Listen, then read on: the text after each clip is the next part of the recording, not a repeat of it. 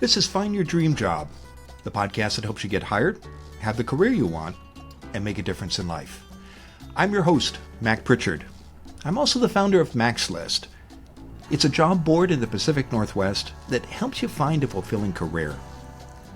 Every Wednesday, I talk to a different expert about the tools you need to get the work you want. It's easy to get used to doing things a certain way, but what worked for you in the past may no longer be effective, especially when you look for your next job.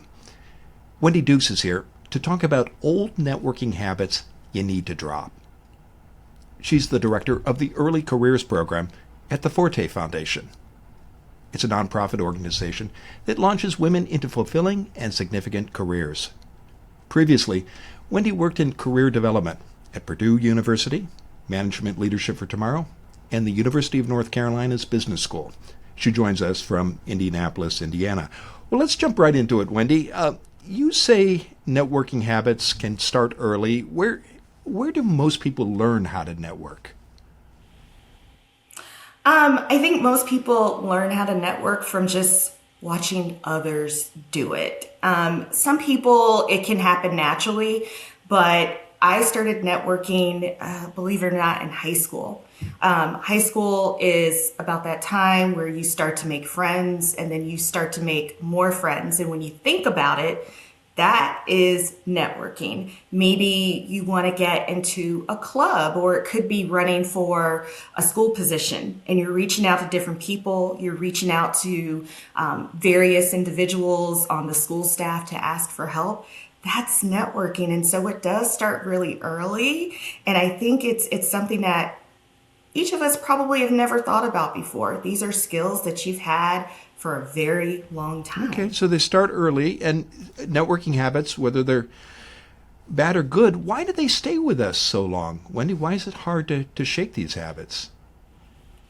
It's something that's it's built into our DNA. Once you do something well, you continue to do it. If it works, why change it? And that's one thing that we tend to forget about sometimes, that you always constantly need to be updating your skills, updating the way that you do networking based upon the current marketplace, the economy, where you live, what position that you currently hold. Networking is constantly moving and it's changing, and you always need to stay on top of it. How can out-of-date networking habits or bad ones hurt your job search and your career? Oh, yeah. If you're doing something that's outdated and the individual that you're networking with may not understand what you're doing or may not have the tools that are necessary to assist you with whatever networking technique you're doing, that looks bad on you. It makes you appear to be, a late adopter. You're not really increasing your skill set as you should be, keeping on track of trends. It's just not a good look, and you don't show well. Okay. Well, let's talk about the networking habits you should drop and the classic habits that still work. And let's talk about the ones you think people should stop doing. Number one on your list is you don't ask for what you don't need. What do you mean by this? Not asking for what you don't need. Yeah. So lots of people approach networking as a sales pitch, right?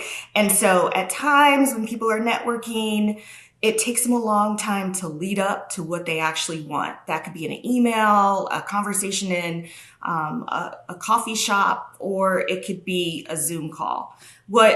What gets me the most is that it may take 5 to 10 minutes for an individual to actually get to what they want from you. We know that's what networking is. Somebody wants something from you. And so what I say nowadays is start or say what you want from the start.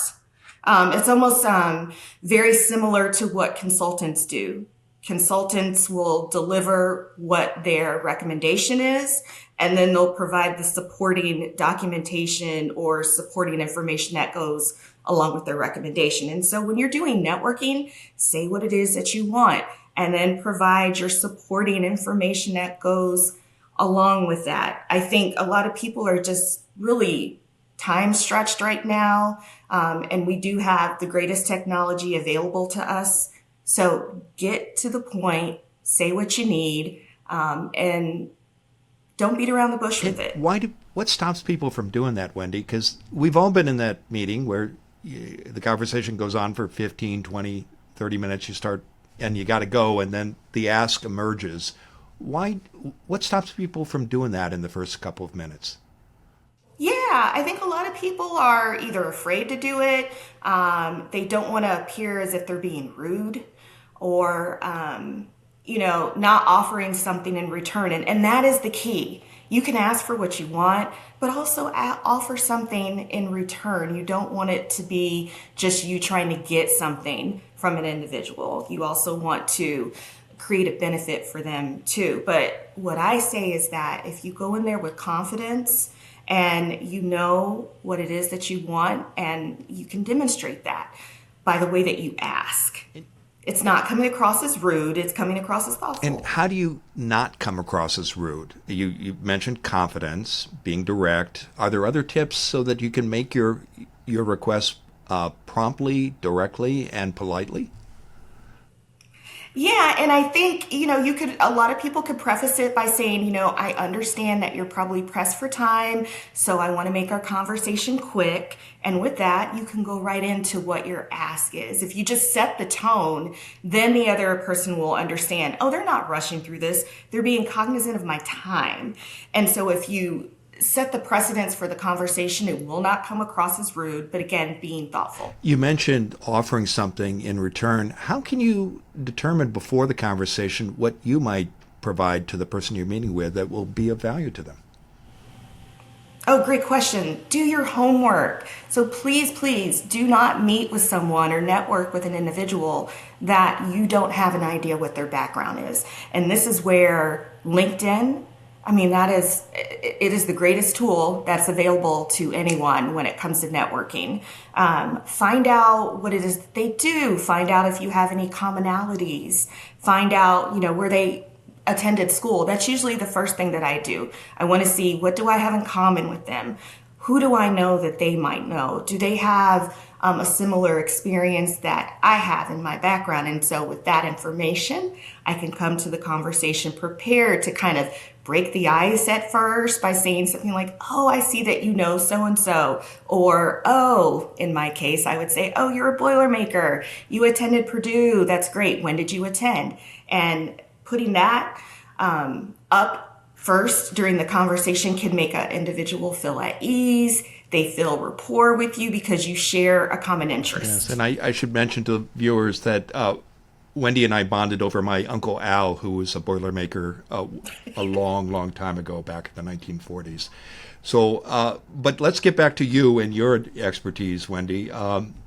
So another item on your list of networking items, or habits rather, to drop is to stop believing that networking only happens at professional events. What do you mean by this? What do you have in mind? Right. So when people hear the term networking, I think it's an automatic corporate lever that goes off in their mind. Like, oh, I can only network at a work event or some kind of professional happy hour. And that is not the case. I have found that you can network just about anywhere. And to give you an example, I networked on a cruise. So on cruise ships, you're always going to be in some sort of line. And instead of just standing in line, looking in front of you, take a moment to talk to the people next to you on each side. And I did that one time, and I found out that the individual that was cruising with me worked for a licensing company in the Midwest that worked with all the Big Ten schools and licensed their logos. And I thought, oh, this is the best person to network with, because can I get free merch? Do they sell their things on my campus? And we had a conversation, found out that Purdue was one of their licensing partners, and it started up a connection and a conversation by just someone I met on a cruise. And you can meet people when you're volunteering, you can meet people at tailgating, and yeah, you can meet people at the grocery store. So with that said, always know that networking can be an opportunity just about anywhere. Well, terrific. We're going to take a break. Stay with us. When we return, Wendy Dukes will continue to share her advice about old networking habits you need to drop.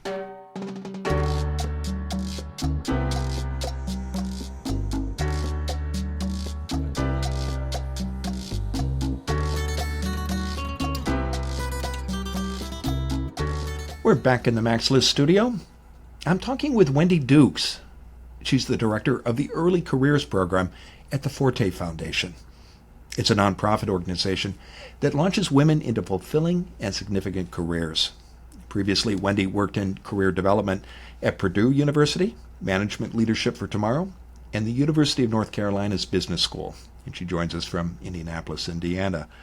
Now, Wendy, before the break, we were talking about old networking habits you need to drop, and you have a list. And the third item on that list of networking habits you'd like people to stop is to believe that you need a business card.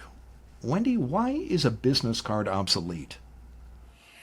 A business card is obsolete because people lose them, they throw them away, they can't keep track of them.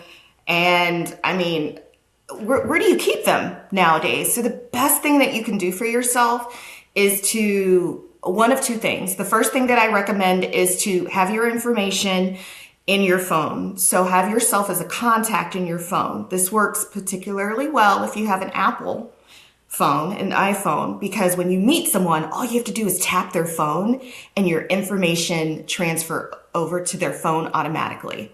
The second thing is to optimize your LinkedIn name. And by that, I mean, it's your URL for your LinkedIn webpage. So you can either share your LinkedIn QR code. You can find that by going into the search bar in LinkedIn and it pulls it up for you. Take a screenshot, save it, give it to someone, or you can just tell them what your LinkedIn URL name is. And mine is Wendy Dukes. So you type in linkedin.com/Wendy Dukes. So it's very easy. Use technology, use free technology to your advantage and really get rid of your business cards. So, Wendy, what do you say to the people who have the old school habit of taking the card and then after meeting someone, writing a note or some information that allows them to remember that connection and what they might have promised to do? Yeah, so I've run into that too. I've gotten business cards. I find myself without a pen or anything to write on the back of a card. So I'll take a note in my phone. If you use LinkedIn, you can actually put a note in there, like when you met this person and how you met them. The best thing that you could do is usually at the end of the day, if I'm doing some heavy networking, I'll go back to my hotel or home and it's still fresh on my mind, who I met, what did we talk about, and when I need to follow up. So do yourself a favor and don't put that off until days later. When you get home, definitely just do a debrief and write down who you met, what you talked about, and when you're going to follow up with them. Terrific. Another old networking habit you encourage people to drop is to print out your resume. And presumably this is a resume you're bringing to a coffee meeting or an informational interview.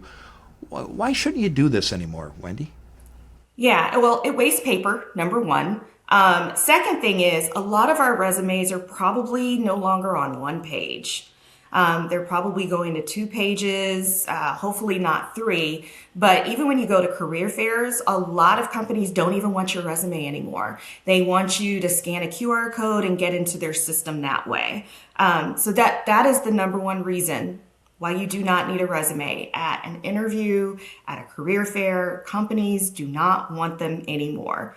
What are they going to do with them? They're just going to throw them away too. So don't print out your resume, but be prepared to share your resume in some sort of fashion. Best way, LinkedIn again, because LinkedIn allows you to upload your resume. And by sharing your LinkedIn profile, anyone can go and access your resume at any time they want to. Another trick, I've done this before, if you have a Google Gmail account, you can go to Google Drive. You can set up your resume in your Google Drive and you can share the URL that way too. So many ways that you can utilize and not have to print out a physical resume anymore. Okay, so the resume isn't dead. It exists electronically, and it's also supplemented by LinkedIn. And why is LinkedIn so important? LinkedIn is so important because of its portability. I think a lot of companies are even using it now to automatically fill in job applications. So you'll see that a lot. You go apply to a job and it'll say, do you want to upload your resume or utilize your LinkedIn profile? Lots of jobs are getting posted with just tell us what your LinkedIn profile is, and that's all we need. Easy apply on LinkedIn. LinkedIn has just become a gold standard for the first place that a lot of employers look. A lot of people who are networking, they look on LinkedIn. So definitely maximize LinkedIn as much as you can. It's free for now. It's been free for over 20 years, and take advantage of it. Okay. You have three networking habits, classic ones you encourage people to keep. I want to go through them quickly because we've got a limited amount of time. So number one of the three is you need to follow up. Why is this a classic networking habit you can't let go of? It shows you care. I mean, it shows that you still care about the person. Millennials and I think Gen Z, it's very difficult to get them to buy into this, but I think it's really important because you will stay on top of mind for that person. You will stand out from the crowd. If you send them a follow-up note, it can be a text message. It could be an email. I know some people who still send handwritten notes. It's totally up to you, based on the person that you met with, what method you want to utilize. And like I said before, when you are done with networking at an event and you come home that night, definitely make a follow-up something that you need to do. Don't follow up in 2 weeks. Actually, don't follow up in a week. Follow up within 1 to 2 days. And I think that's usually the goal that I set for myself. All right. So follow up and do it quickly within a day or two. The second classic networking habit you say that never goes out of style is to send a thank you email. You touched on this a moment ago. Is it an email, a text, a card? And why is it important to do that, Wendy? Yeah. Again, it sets yourself apart from the crowd. You're breaking through the clutter. People are going to remember you because you sent them a personalized thank you. Thank you for taking the time to discuss with me, fill in the blank. Thank you for introducing me to whoever it is you met. A thank you note, I think, could go even further. Snail mail is perfectly fine. If this individual did something significant for you, you don't need to go out and buy a gift or send flowers, but a handwritten note, I think, can go a very, very long way. All right. And the last classic networking habit you say people should never lose is to not burn bridges. What do you mean here about burning bridges? I think this is really important. Don't burn bridges. For example, if you bombed an interview or didn't get hired for an interview, don't discount the person that you met with. Just because you didn't get hired doesn't mean that they need to be on your list of people that you don't like. You may end up meeting that person months down the line. You may get another job opportunity through them. So you don't want to burn bridges. You may want to keep in contact with that individual. If it was a hiring manager or a talent manager, you can ask for feedback. You can say, please keep me in mind for future opportunities. This always happens. You know, they're going to think about you maybe months later. It actually just happened to a person that I know where they interviewed for a position a whole year ago. And a couple weeks ago, they actually got an email from the recruiter that says, hey, I know you didn't work out for the first position you interviewed for, but I just had one come open. You're a perfect fit for it. I want to go ahead and put you on the interview list. Skipping through so many different processes. So that's exactly why you don't want to burn bridges, because you never know when an individual may come up again, either in networking or a referral. Always keep those relationships in a good stage. Yeah, so don't assume the door has closed. Well, it's been a great conversation, Wendy. Now, tell us what's next for you. Oh, yeah. So working at Forté Foundation, I've been there for over 5 years, and I'm really looking forward to the next chapter. So many things are changing within the workplace, and what I've been working on at Forte is providing additional opportunities for individuals that want to take the next step in business leadership.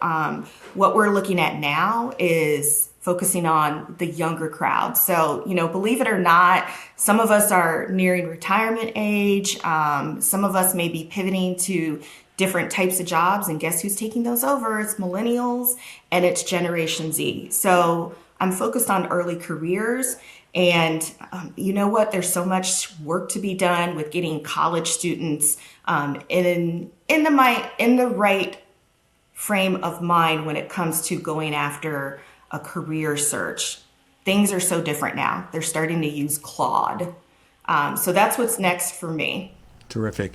Well, I know that our audience can learn more about you and your work at the Forté Foundation by visiting the Foundation's website, www.fortefoundation.org.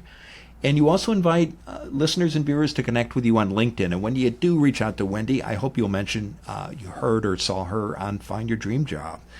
Now, Wendy, given all the great advice you've shared today, what's the one thing you want our audience to remember about old networking habits you need to drop?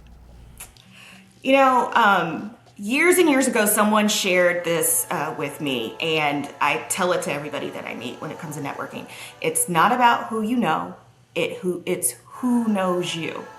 So you may have a list of 1,000 people, but if they don't know you, it doesn't count. So make sure that you're putting your best foot forward and making a good impression when you network. Thank you for listening to Find Your Dream Job. You can support our show and help others find it by leaving a review and rating on Apple, Spotify, or wherever you get your podcasts. Have a question or a suggestion? Email me at mac@maxlist.org or connect with me on LinkedIn. To make sure you never miss an episode, sign up for our free weekly newsletter at maxlist.org/podcasts. This show is produced by MaxList. Susan Thornton Huff schedules our guests and writes our newsletter. Lisa Kislenberry Anderson manages our social media and creates our transcripts. Our sound engineer and editor is Megan Hattie Stahl. Our music is by Freddie Trujillo. This is Mac Pritchard. See you next week.